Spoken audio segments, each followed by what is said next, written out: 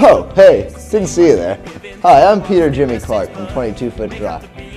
We've put together a few clips for you that we hope you'll enjoy and are coming up right after this. Something like that. I don't know, something more, I dropped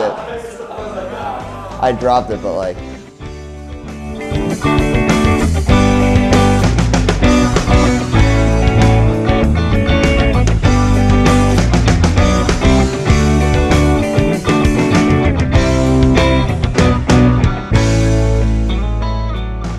So the purpose of this senior project was for us to not only create and produce a full-length 10-song original song album, but to also book shows and create this documentary about sort of 22 Foot Drop and the process that we went through. So I met Harry freshman year at instructional squash. It was like 3 days into school. And he had already known Winslow for a while now. They both went to Friends Academy. But he told me he played bass, and I said, that's sick, we should start a band sometime. I play drums. And he said, yeah, I know a kid who plays guitar, his name's Winslow. And we met Peter, and Peter played guitar as well and was looking for some kids to jam with. So the four of us got together in a practice space and we started playing music, and we really enjoyed it. So we practiced a lot, we started playing shows, and it wasn't until sophomore year, actually, until we realized that we needed, that the band was missing something, and we needed something that would bring it all together. So we asked Devin if he would come to one of our rehearsals, and so we had him sing one of our originals, and we really liked what we heard, so we asked him, would you want to be a part of 22 Foot Drop? And he said yeah. And essentially that's how the band started, and it's been like that ever since. One of my personal favorite aspects of our project regarded how we were able to maintain our level of independence through the production of the album. We were able to pay through our recording with mostly paid gigs, taking a few loans along the way, but for the most part being able to produce everything ourselves. And I think that's really important to us, and we're definitely proud of that. Another piece of the album that I thought was pretty special was how we actually lacked to group the order, in that we didn't categorize or group the songs based on their styles or anything of that sort, but we kind of gave a diverse assortment of what we play and put it throughout the album.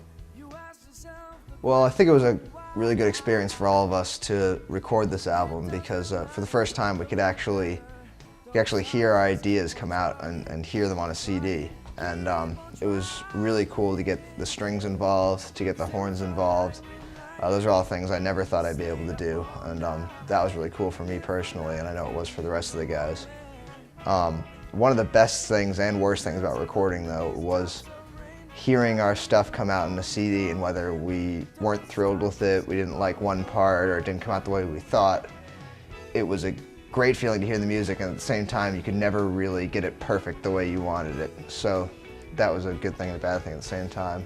And finally, I think it was a great thing to get all our ideas and see where they went. To record them on a CD and hear them back and think, wow, I have no idea where that came from. And the songs kind of evolved on their own. So I was first asked to sing with 22 Foot Drop the beginning of sophomore year.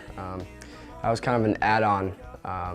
And I had heard them freshman year playing, and I can't say that I was impressed, but I definitely liked the way that all the guys carried themselves and just the whole feel of being in a band and stuff. So it was also something I'd never tried, which was something that I wanted to do. So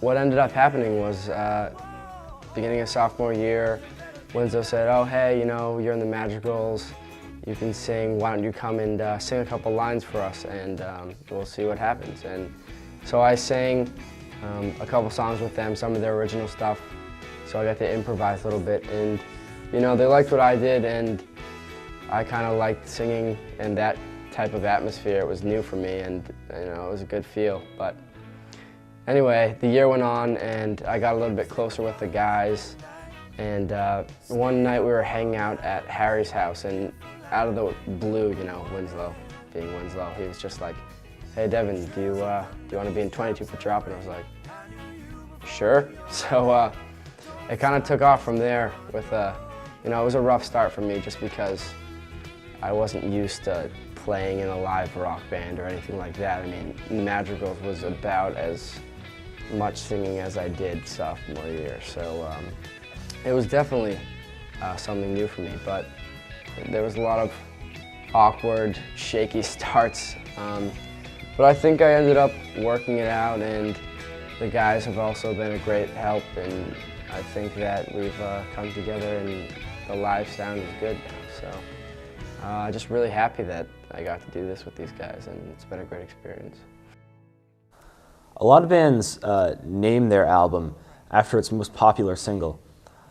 Rally Point might not be our catchiest song, but I think it definitely is one of the most meaningful. The Rally Point is almost a symbol for heaven.